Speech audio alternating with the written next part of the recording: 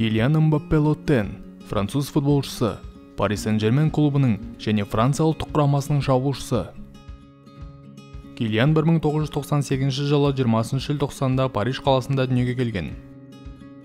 Килиан камерундық эмигрант және француз гандболшысының отбасында өсті. Ол доппен жаттығуды өте ерте балалық шағында бастады. Бала Килиан доппен мағынасыз жүгіріп қана қоймай, барлық тактикалық көзқарастарды мұқият сіңірді. Осылайша 6 жасында Килиан өз құрдастарынан едәуір асып түсе бастады. Ол әрдайым бірнеше жас үлкен балалармен ойнады. Кішкентай бомбардирдің күшті жақтары техника мен дриблинг деп саналды. Футбол Килианды қызықтыратын жалғыз нәрсе болды. Килиан ойын туралы күні бойы сөйлесе алатын еді. Ол матчтар туралы ағасымен, әкесімен және құрдастарымен сөйлескенді ұнататын.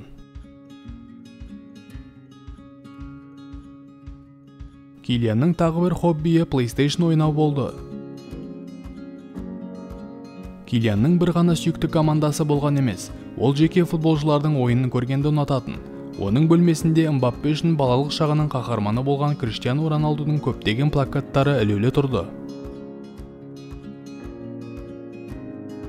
Шабуылшы өзінің алғашқы жылдарын Франциядағы Клерфонтен деп аталатын ең жақсы футбол академияларының бірінде өткізді.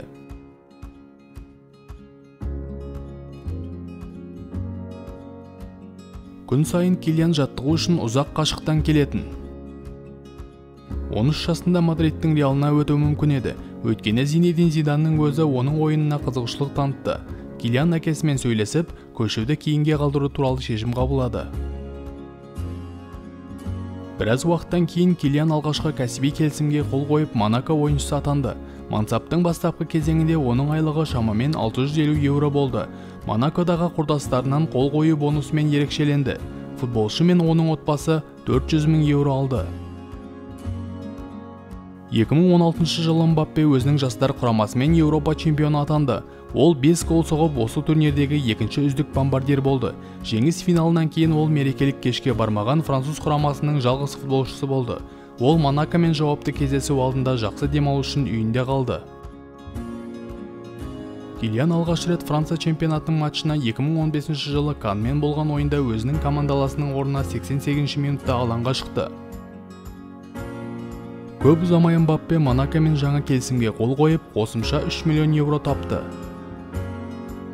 2016-2017 жылғы маусымда Килиан 26 гол соғып, негізгі құрамның маңызды ойыншысы атанды.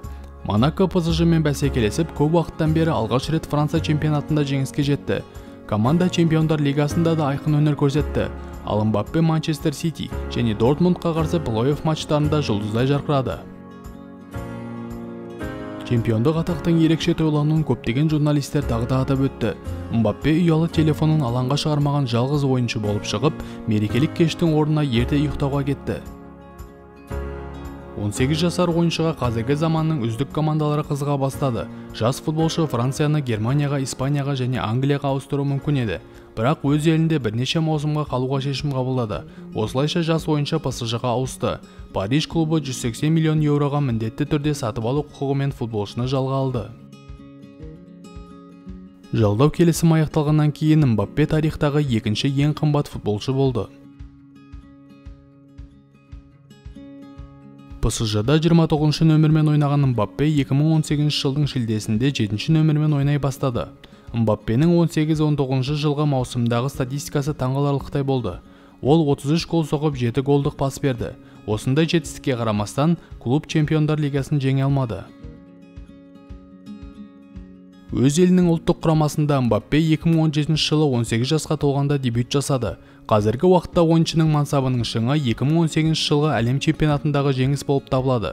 Мундиалда ол Аргентинаға қарсы ойында толық ашылып, өз командасына пенальти жасап, 2 гол соқты. Сондай-ақ Килиан финалдық ойында маңызды рөл атқарып, Хорватия қақпасына гол салды. Сонымен қатар әлем чемпионатының үздік жас ойыншысы мәртебесі және 2017 жылғы Golden Boy сыйлығының иегері атанды. Килиан 2022 жылғы әлем чемпионатында Аргентина құрамасына қарсы финалдық матчта хет-трик жасады. Алайда пенальти сериясында Франция құрамасы Аргентинадан жеңілді. Чемпионаттың қорытындысы бойынша 8 гол соққан Мбаппе турнирдің үздік бомбардир ретінде Golden Boot жеке сыйлығымен марапатталды. Шабуылшының басты артықшылығы жылдамдық. Матчтардың бірінде ол сағатына 38 км жылдамдыққа жетті. Бұл ямайкалық спринтер Усейн Болттың ең жақсы көрсеткіштерімен салыстырылды. FIFA 19 компьютерлік ойынында Мбаппе әлемдегі ең жылдам футболшы. Мбаппе кез келген қапталда ойналатын әмбебап шабуылшы. Килианның тағы бір күшті жағы дриблинг болып саналады. Килианның PSG-дағы лақап аты Донателло. Килианның Этан есімді інісі бар. Гол салғандағы тойлауын інісінен алған. Мбаппе Nike спорттық киім брендімен келісімшартқа отырды. Бұл компания футболшыға арналған арнайы дизайнмен аяқ киім шығарады. Көргендеріңізге рахмет. Арнаға жазылып, лайк басып, пікір қалдыруды ұмытпаңыздар.